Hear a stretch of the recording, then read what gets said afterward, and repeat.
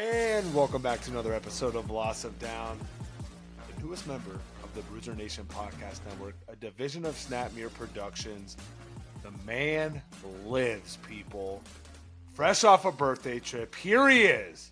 David, how the hell are you, buddy? Fucking glad to be back, boys. Glad to be back. We're happy to have you back.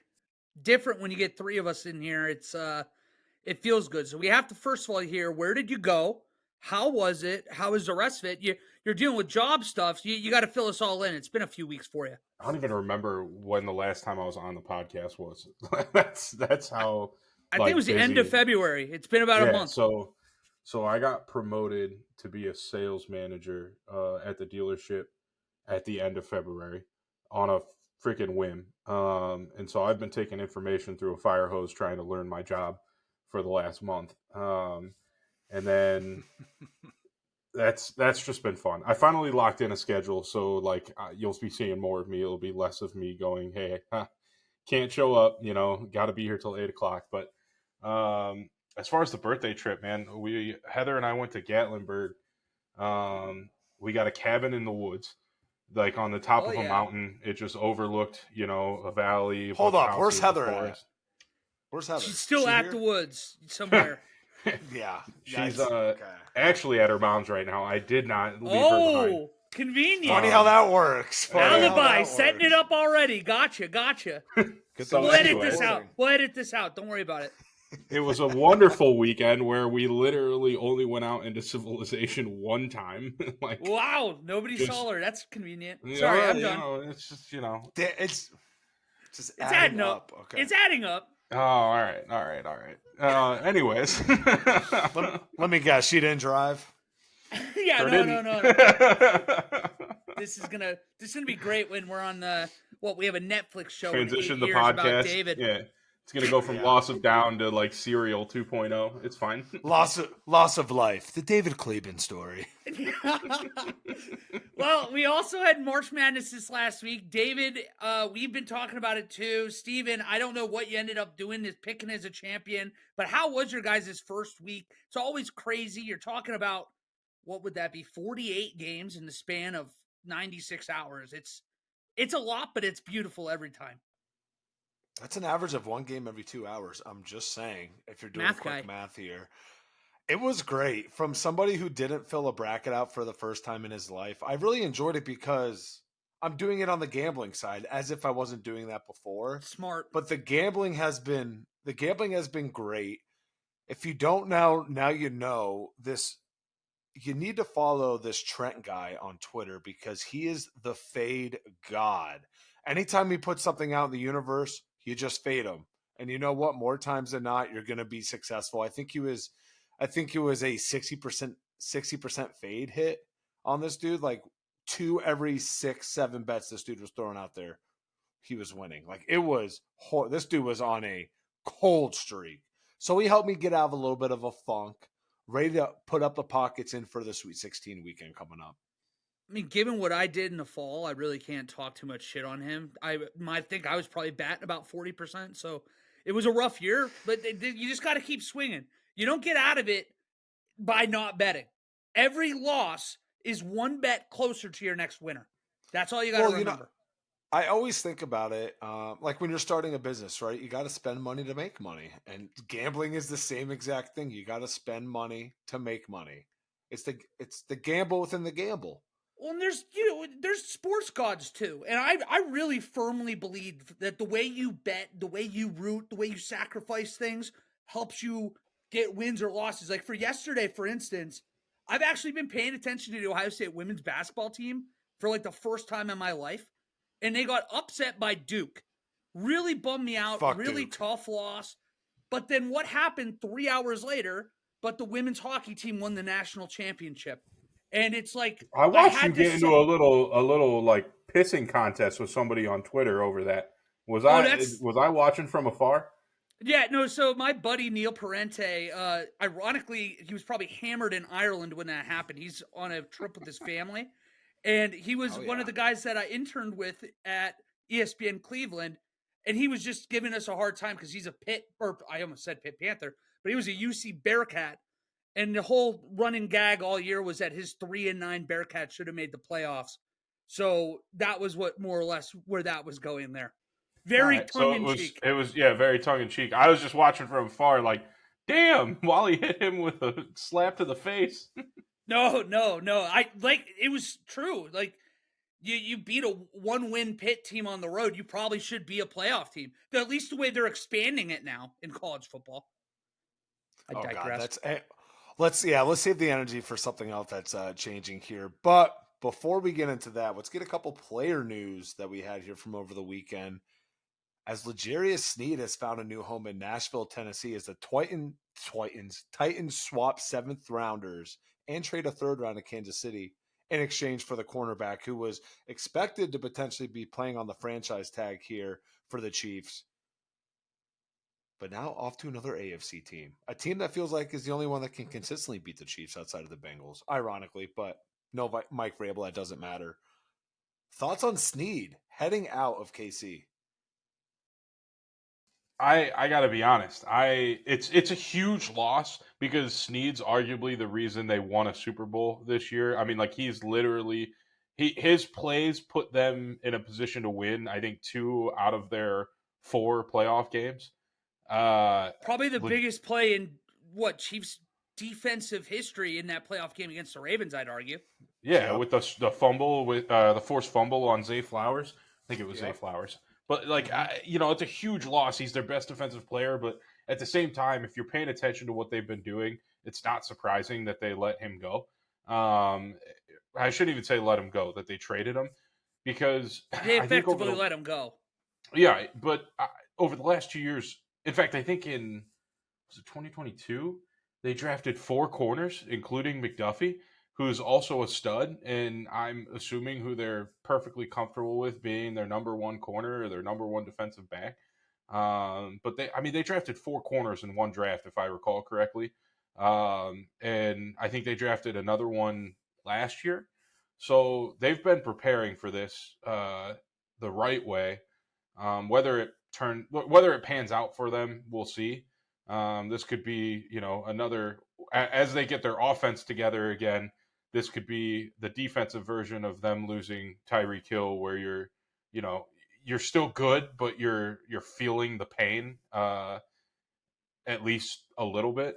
But I don't know. It's not surprising, but it's going to be a big loss this year. See, the reason I think it was surprising, I go as far as saying fascinating, is that the Chiefs, it comes off that they were eager to move off the number because they were going to get a compensatory pick at the same value if they let him go next year after another full year of high-end play.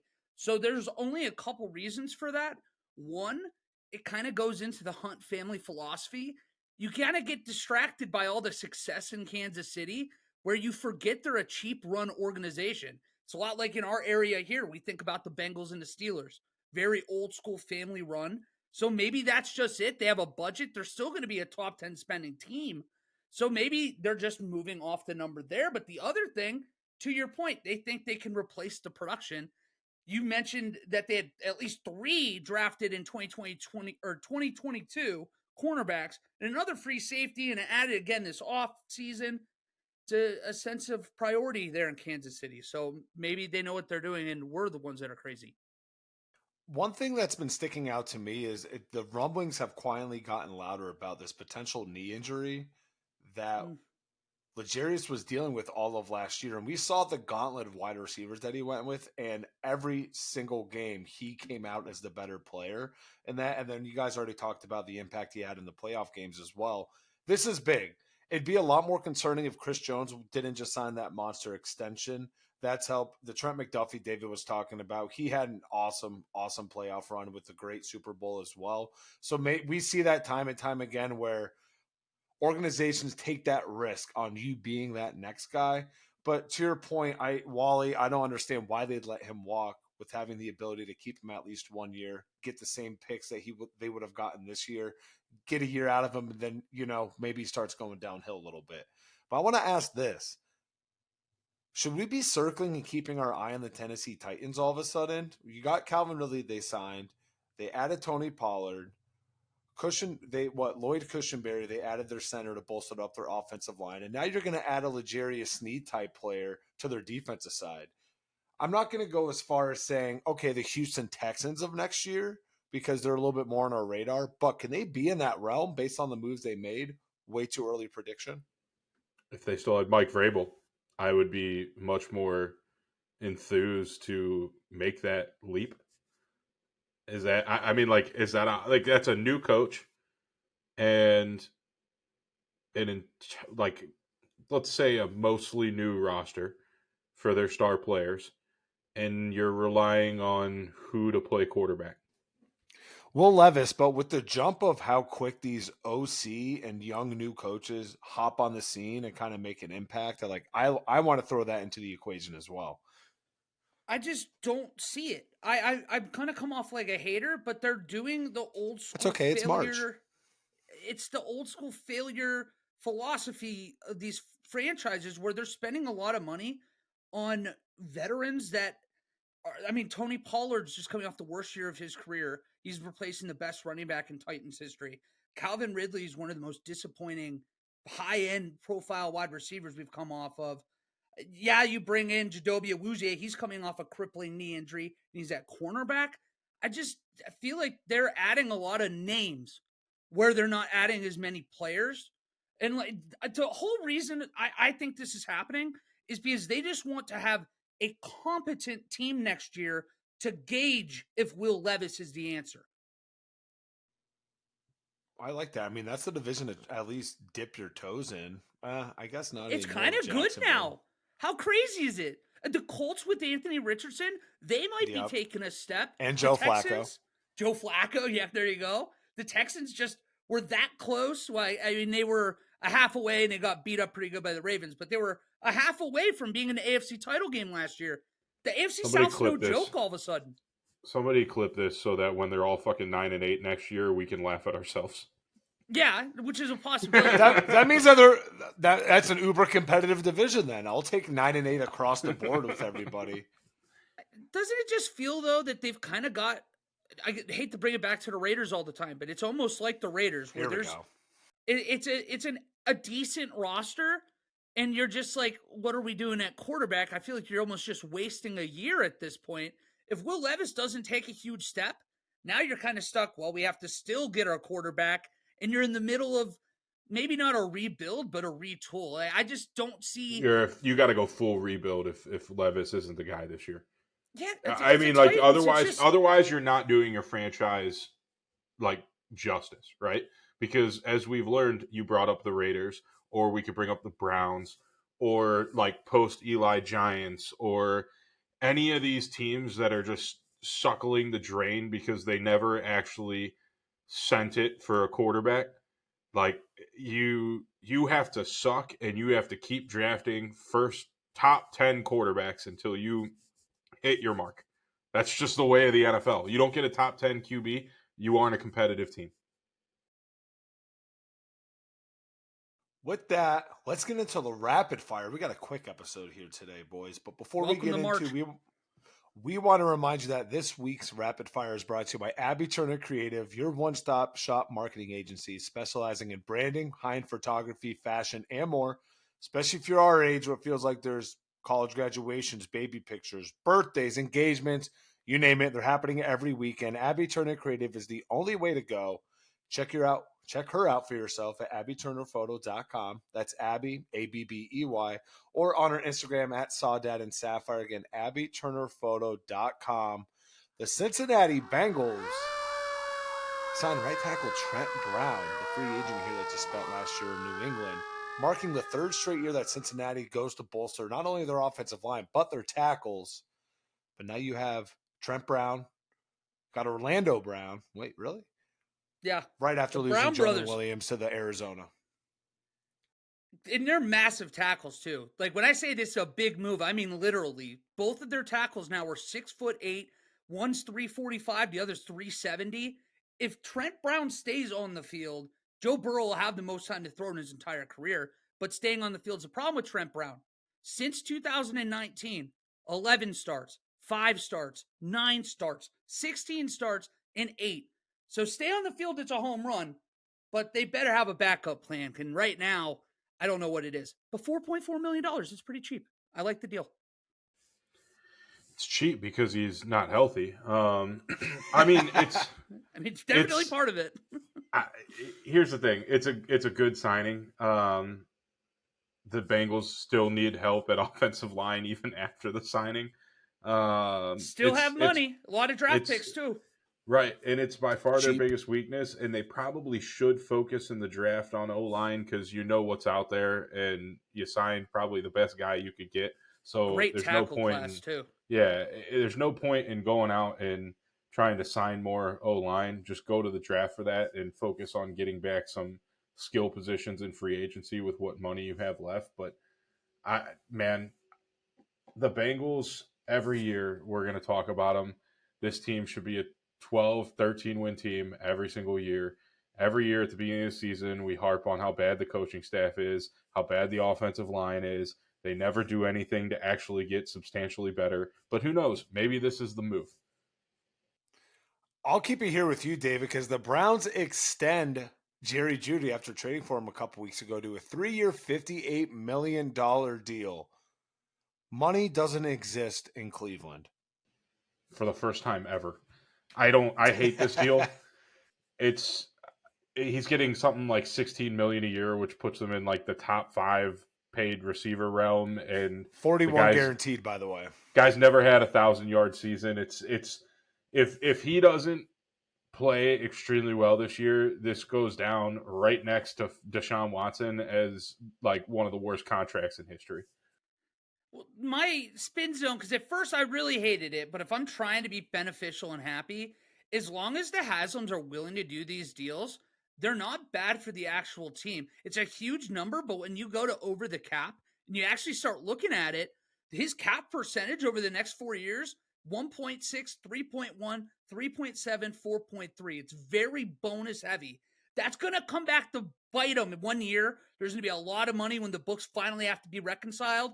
But if the Haslams are okay, keep kicking the can down the road, they've got a lot of money and they can spend it a lot of money. So it's a lot less scary, I guess, when you dig into this deal a little bit for me.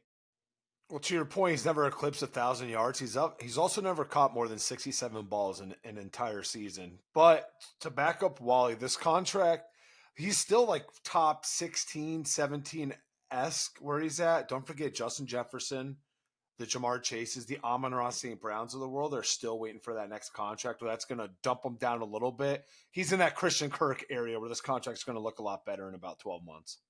Plus, he's going to be 25 this year. It's still very young. He's still so young. Cameron Sutton wanted for domestic battery while also being released by the Detroit Lions this past weekend. So I just wanted to talk about this briefly because it sounds like he committed a brutal act of violence on his girlfriend. Yes. Brutal. And obviously we're thinking about her. But I saw Drew Davenport, a friend of the show. We had him on this last year. And he brought up something I've been thinking about too. It's been almost a week and he's still not been arrested. It's getting to the point I feel like you almost have to worry about Cameron Sutton like being okay. And he just brought it up that if he was trying to get legal support and meet the press or meet the attorneys by now or whatever you call it, it would have happened. So I guess we're just keeping an eye on that, but it's just a brutal story anyway you cut that one.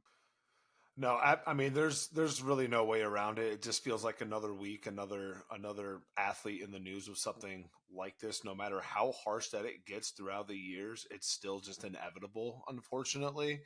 But no, like shout out to Drew. If you, go look at his Twitter. He has a great breakdown. He's a legal mind at first before he's a fantasy football guy. And he does such a great breakdown. Like dumbasses like me completely understand everything. So I would give it a quick read. He's the man for it. Amen. Boys, last up, hip drop tackles, which, raise my hand, I just learned about this today. And it just came out today. But when I say I learned about it today, I mean like right before we started the podcast. Hip drop tackles have been made illegal in the NFL. What does that mean, boys? So when we get into it, it's according to agreed upon specific criteria of the illegal technique, a swivel hip drop tackle takes place when a player grabs a runner with both hands / arms while attempting to make a tackle, unweighs himself by swiveling and dropping his hips and or lower body, and then lands on and traps the runner's legs at or below the knee. But here's the problem. If they don't do that third step and only the first two, it is still a legal hit. The Logan Wally. Wilson play. You guys have seen it already against the Ravens that everybody's pointing to saying, this is the play we're taking out of the sport. They're claiming that that's not even a penalty. So people are already incorrectly applying this rule, which Sounds just like means, the refs. Get them the stripes and the whistle. Sounds just right on par with the refs.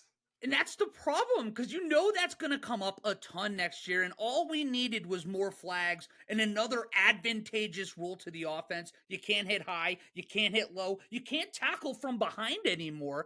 I'm just like, it's so frustrating as a fan, and I feel like it's almost just like the end of physical linebackers and safeties now. There's nothing you can do anymore. But again, thank God we're on the right side of history, but let's change the fumble through the end zone rule too. Let's give another rule to the offense. I'm Well, really over this. It hasn't even started. I'm with you on being over it, and here's what I maybe preemptively equate this to, based off of what you're saying, is the NFL has gotten out of control with favoring the offense right now because offense gives them content. Sex sells. I would hate to see. I don't. So I don't watch the NBA anymore because it's gotten boring to me. No, it's gotten boring to me because it's the other week 2 teams dropped like 160 apiece in a regulation game, right? The All-Star game is a 450 point game overall. I just like I don't want to see that. I don't want to see the NFL become 45-40 and defenses just kind of there to get rolled over. Like I just don't want to see that. When it's already so clunky too. Yeah. This is going to be more flags. It's going to be more discussions. It's going to be more Gene Steratore, and nobody needs that. And you're gonna raise an entire collective city's blood pressure when a call like this prevents the Lions from going to the fucking Super Bowl. Right? This is gonna be a team. Oh, I can see that right now. It's gonna be a team that everyone that has gotten historically the Chiefs shit will benefit. on. No, the Chiefs will benefit from it. Right. It's just gonna be a disaster. I can see it a mile away, but what you bring up in terms of everything favoring the offense, that's how it's gone for the last 10 years. And it's kind of like, when do we get – I want to see Ray Lewis back in the NFL. I want to see those types of players rolling Ocho Cinco across the fucking middle of the field. I miss those plays. And I know it's, a safety issue. Thing of the past, baby. Yeah, but it's thing of the past. But there's a happy medium in there somewhere. This is not it. I mean, I like it from the standpoint of player safety. Like, when you're getting rolled up on, like, that is brutal. But here's the facts. Out of the 230 of these hip tackles that are now illegal that happened last year, 15 of those plays led to an injury for those players and missing some time. Now, what sucks is that's up 65% from the previous year.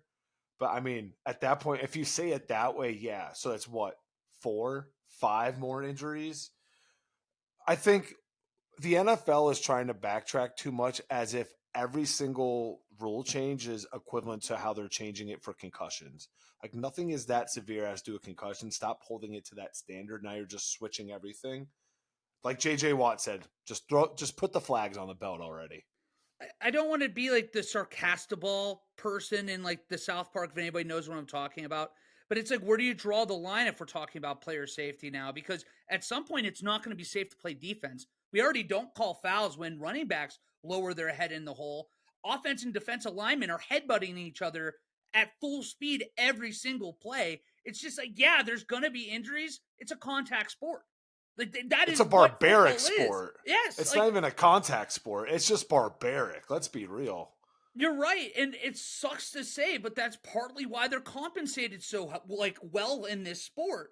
It sucks, but at some point people are going to get hurt, and I just don't know how this rule is beneficial long term.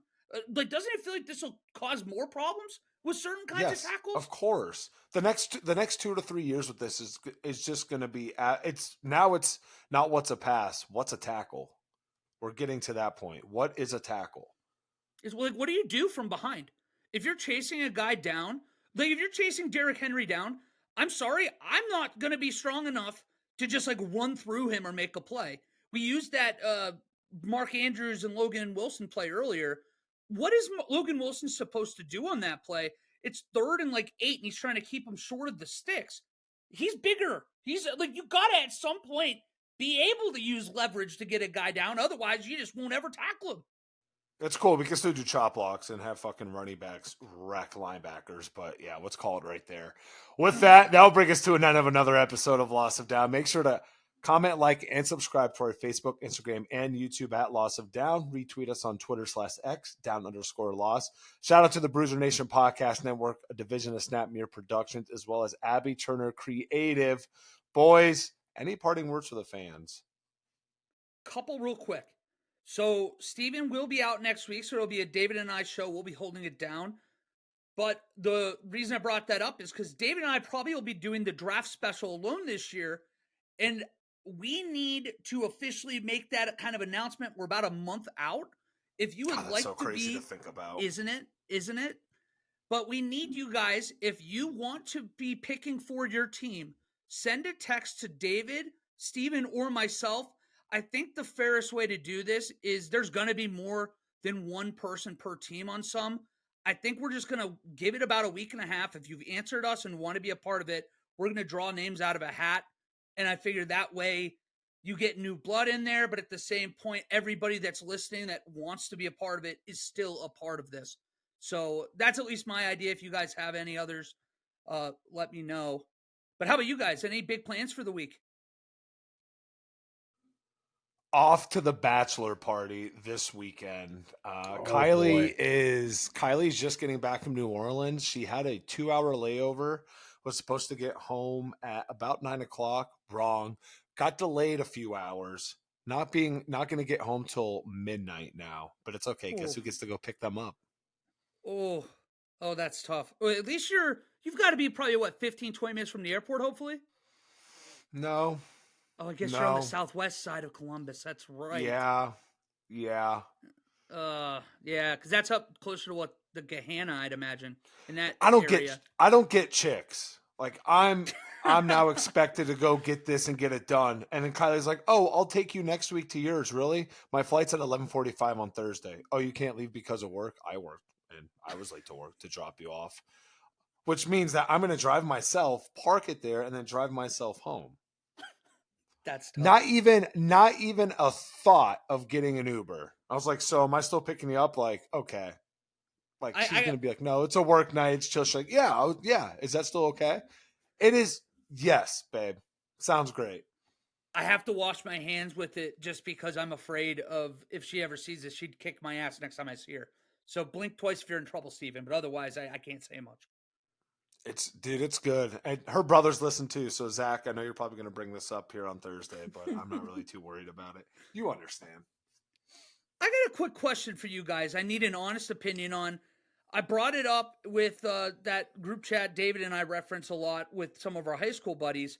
But as you guys, or at least many of you are aware, I am a Stoke City fan. Die hard, still here, right on the shirt, will be forever, love them to death. Might be going down again. They're an awful team. The reason I brought this up is I want to know, is it fair or foul for me to like support a team in Spain or in France that's like, because they won't play each other unless they're making it to the Champions League. And spoiler alert, Stoke City's not going to the Champions League anytime soon. Is it fair or foul for me to pick a team in France or Spain to support? Depends what team you're picking, but I don't like, why not sprinkle a little bit? They're literally different leagues. The style of football is different.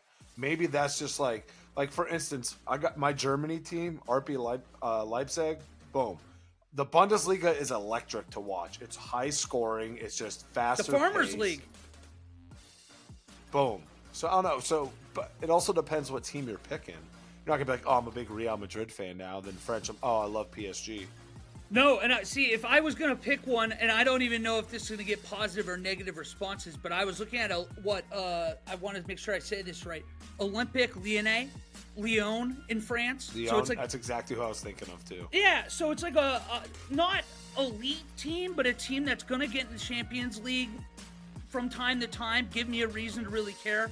I just am looking for fair or foul. So let me know even at home this next week, because I'm weighing this. I haven't made the decision, but I want to at least. What about your entertain Spanish it. team? See, I don't know. See, I would, if I'm picking a team that's going to be in the Champions League race, I feel like I can only pick one. Like David's a Tottenham Spurs fan, he's not going to pick Lyon here because they might play each other in that. Stoke City ain't ever playing them. So I was like, I feel like I can kind of walk the tightrope here a little bit, but I wanted to get feedback. The silence is deafening. Yeah, it is. I mean, I gave you my 2 cents. I'm giving you the okay.